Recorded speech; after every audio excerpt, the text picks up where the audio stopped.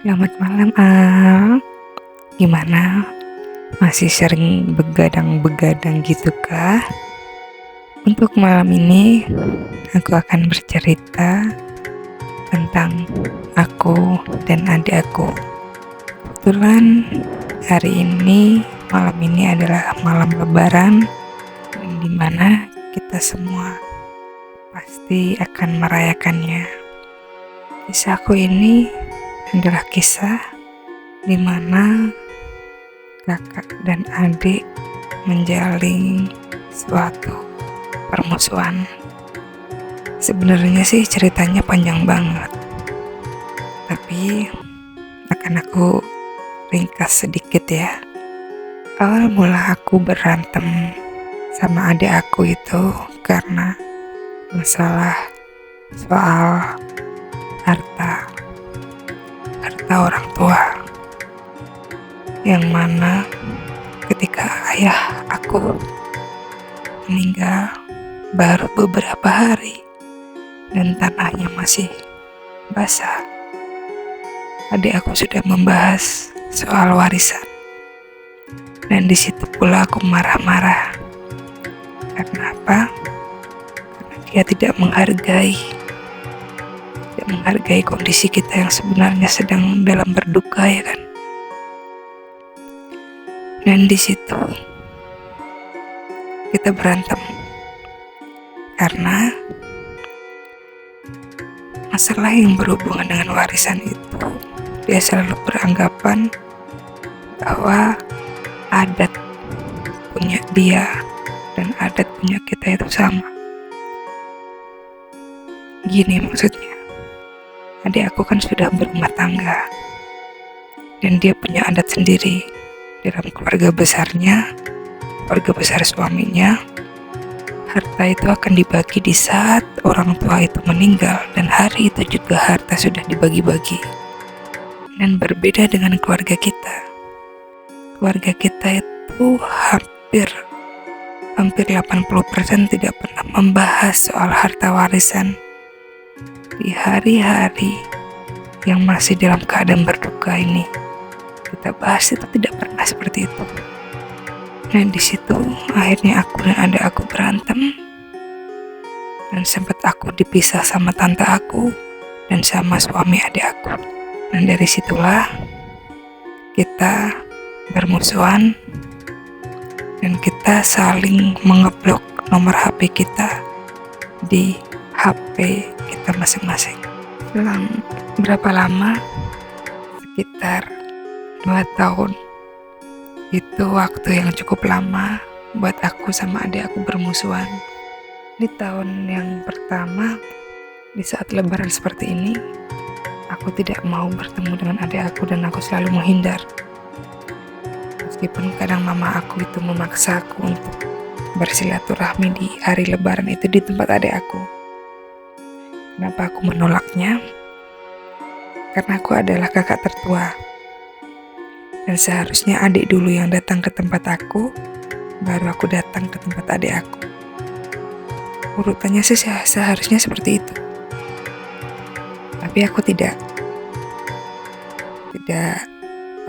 menggubris ya. Udahlah bodo amat lah.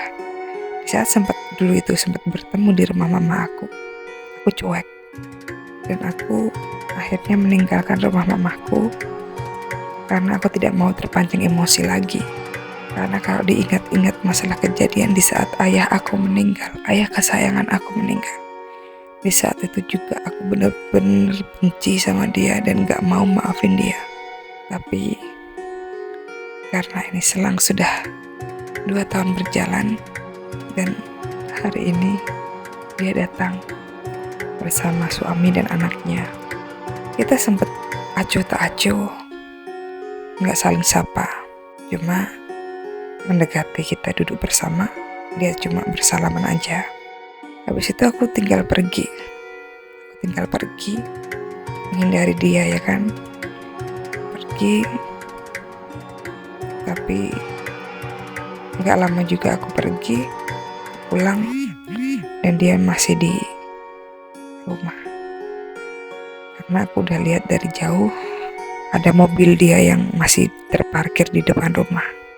Dan setelah aku pulang, aku langsung mandi. Setelah selesai, di waktu aku sedang berdandan di kamar mama, tahu-tahu dia nyamperin aku dan bilang, "Mbak, aku mau sungkem." Adik aku bilang begitu. Dan akhirnya aku bilang, "Sini duduk." Dia pegang tangan aku dan dia mengeluarkan unek-unek dan dia meminta maaf atas kesalahan yang dia buat. Kesalahan yang menimbulkan kita sebagai saudara kandung, kakak beradik menjadi musuhan selama 2 tahun. Dan dia mengakui semuanya bahwa itu adalah kesalahan dia. Aku seneng sih, tapi ya meskipun masih ada rasa kecewa. Dan aku pun juga mengeluarkan semua unek-unek aku yang 2 tahun ini sudah aku simpan. Aku sampaikan kepada dia.